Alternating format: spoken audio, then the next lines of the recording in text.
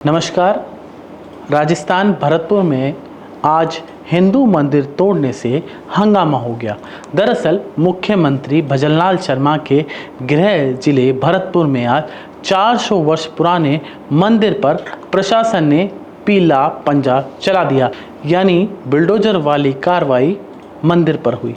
दरअसल कुमेर गेट पर 400 साल पुराने मंदिर जवाहर वीर बाबा मंदिर पर प्रशासन ने कार्रवाई की।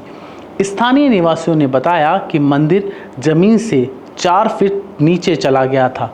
उस मंदिर को भक्तजन द्वारा मिलकर जीर्णोद्धार कराया जा रहा था और अचानक से 25 जून को शाम 5 बजे अचानक प्रशासन की ओर से हिंदू मंदिर पर बुलडोजर चलाया गया।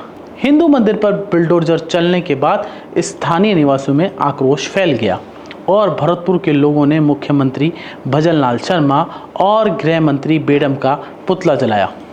देर रात तक स्थानीय निवासियों ने कुमेर गेट चौराहे पर धरना दे रखा है। वहीं मामले पर प्रशासन का कहना है कि ये अवैध निर्माण है। उच्च न्यायालय के आदेश और मंदिर से जुड़े लोगों के कहने पर यह कार्रवाई की गई है। वहीं विरोध कर रहे लोगों ने जानकारी दी है कि 22 साल पहले भी इसी मंदिर को तोड़ने का प्रयास तत्कालीन एडीएम बीएल घुमना ने किया था। उस कार्रवाई के बाद घुमना की कुछ ही दिनों बाद मौत हो गई थी।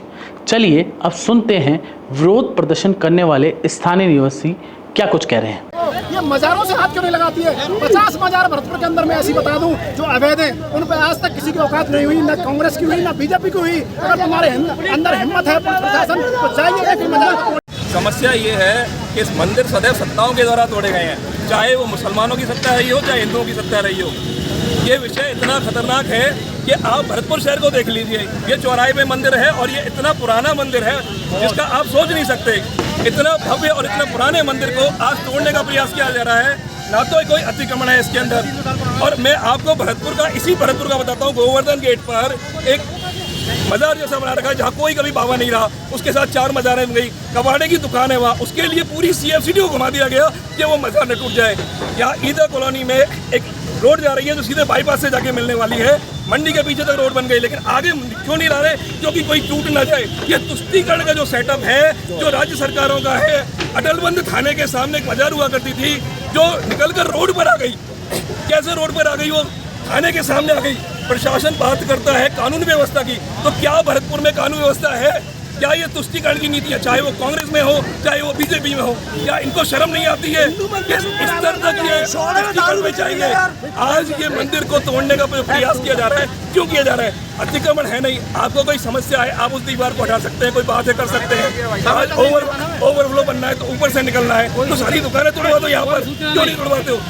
हिंदुओं के मंदिर में कुठाराघात क्यों किया जाता है? ये जो तरीका है ना तुष्टीकरण का, ये जो नगर निगम UIT या जो राजनेता बैठे हैं जो अपने आपको राजनेता कहते हैं, तो क्या वो जमीन पर आके बोल नहीं सकते कि ऐसा क्यों? आप एक तरफा कार्रवाई क्यों करते हैं? आप पूरा बनाइए ना। आपके प्लान के अंदर है, CFCD आपके प्लान के अंदर थी, क्यों घुमाई आपने? आपको रोड करनी है बाईपास। क्या नाम है आपका? क्या नाम है आपका? नाम चाहे कुछ भी हो, मैं हिंदू समाज का एक व्यक्ति हूँ और यहाँ केवल आया था और पुलिस प्रशासन ने डंडेबाजी की, अनावश्यक हरकतें की। यहाँ शांति से खड़े थे, उसके बाद जो हरकतें हुई हैं इसके अंदर अपने आप को हिंदूवादी की सरकार कहने वालों की बात है कि हमारे गृह जिले के माननीय मंत्री मुख्यमंत्री महोदय है, भाजपा की सरकार है और उसी के अंतर्गत ये मंदिर तोड़ा गया। जबकि हम ये चाहते हैं जिन लोगों ने इस मंदिर को बनाया है उनको कॉन्फिडेंस में लेते। माननीय SDM साहब को हमने कहा कि सर हम इसको जहां आपको दिक्कत है इस मंदिर को हम हटाने के लिए तोड़ने के लिए हम सक्षम हैं। आप मौके पर चलें, आप हमें बताएं कि हमें 2 फुट और 3 फुट कहाँ से इसको हटाना है। लेकिन उन्होंने इस बात पर ध्यान ना देते हुए एक ही कहा कि मैं मंदिर को हटाऊंगा, इस नए निर्माण को हटाऊंगा। लेकिन ये कहते हैं कि एक भी दुकान मंदिर के अंदर नहीं बनी थी और ना ही बनाना चाहते थे। सभी लोगों ने, आस्थावान लोगों ने अपना गला काट के इस मंदिर के लिए पैसा दिया।